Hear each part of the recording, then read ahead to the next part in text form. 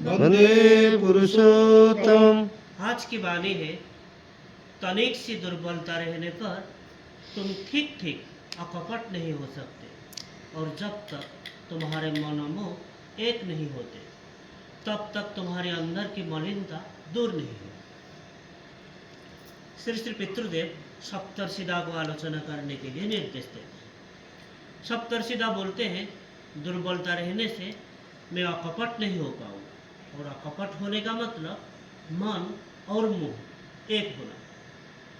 श्री श्री पितृदेव वो बोलते हैं, मनोमुख एक होने से दुर्बलता चला जाता है। मनोमुख एक होने से दुर्बलता चले जाने का मेन फैक्टर या उपकरण होता है।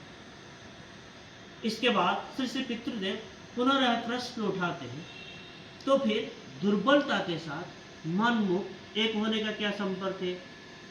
हरिपद्दा बोलते हैं, सब प्रकाश ना कर पाने से अंदर गलत या भूल जमे रहता है, इसीलिए सब कुछ खुल के प्रकाश करना होगा, वहीं से दुर्बलता चला जाएगा। फिर क्षितिज सेनगुप्त दादा बोलते हैं, सब प्रकाश करना क्या ठीक है? सब चीजें हर किसी के पास प्रकाश करना तो भी ठीक नहीं है। पंडित दा बोलते हैं, जहाँ जितना कुछ जरूरी है वहाँ उतना कुछ प्रकाश करना होगा।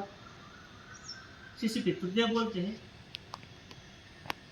सब प्रकाश कर पाते हैं क्या? फिर मनोमुख एक ना होना, ऐसे एक अवस्था जब प्रकाश नहीं कर पाता है तब विक्षिप्त अवस्था आता है, चंचल अवस्था आता है। लालदा बोलते हैं, तो फिर चपे क्यों रखते हैं?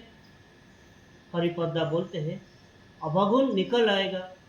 इसी पितृदेव बोलते हैं, हाँ वही तो दुर्बल है।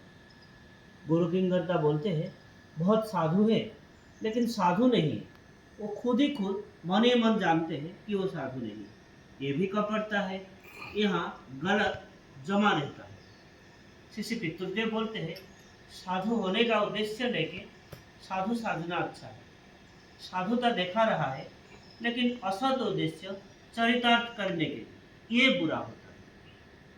इसके बाद श्री श्री पितृदेव विष्णु को पूछते हैं, मलिनता कब आता है? फिर विष्णु को निरुत्तर देख के वो खुद बोलते हैं, प्रवृत्ति के टांग से हम जब आबद्ध हो जाते हैं तब मलिनता आता है, कि मलिनता ही दुर्बलता होता है।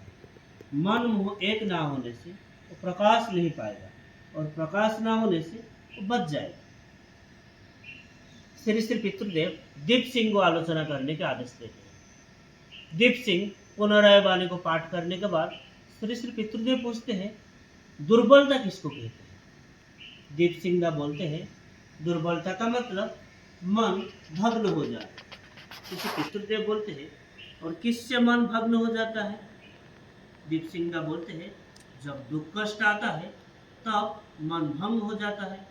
किसी पितृदेव बोलते हैं, कपटता किसको कहते हैं? सुखेन तुम बोलो।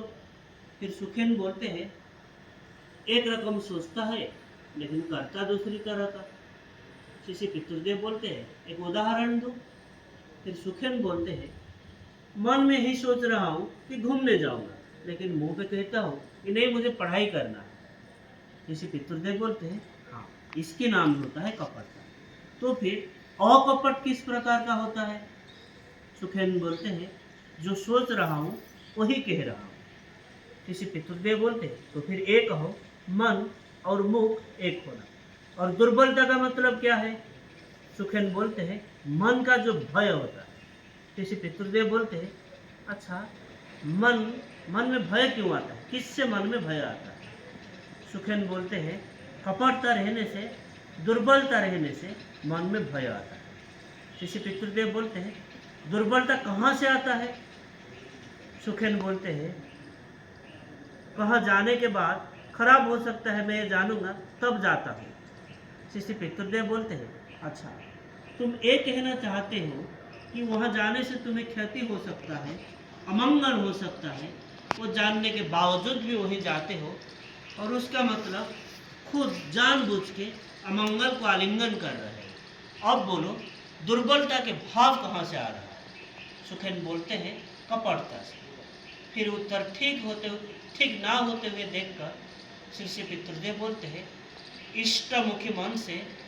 इष्टमुखी मन में दुर्बलता नहीं रहता है, लेकिन मन में रिपु जब प्रोमिनेंट या मुख्य होता है तब दुर्बलता आता है।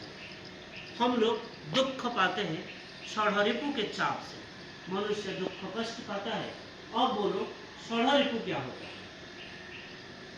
सुखेन बोलते हैं, काम, क्रोध, लोभ, मोह, मद और मात्सर्य। श्री पितृदेव बोलते हैं, तो फिर मन जब ये रिपु द्वारा परिचालित होता है तब दुर्बलता आता है। इष्ट केंद्रित मन में दुर्बलता आके बसावन के नहीं रह सकता। इष्ट केंद्रित मन होने से रिपु पर आधिपत्य आता है, और अगर नहीं होता है तो फिर ये मन रिपु द्वारा परिचालित होता है। लोभ के बस में कोई चोरी कर रहा है और सोच रहा है बाजू वाले लोग जान लेंगे, इसीलिए अच्छे आदमी या सत लोग का बहाना करता है। ये होता है कपटता के आश्रय लेना। रिपु द्वारा ताड़ित होने से मन कपट होता है, तब मनुष्य हर दिक से दुर्बल हो जाता है, क्रमशः कपटता के आश्रय लेता है। और मनुष्य के मन जब इष्ट केंद्रित होता है तब अकपट होता है, मलिनता तब दूर हो जाता है। और मलिनता का मतलब मन का कुभाव, और किस तरह उसके ऊपर हाथ पड़ेगा।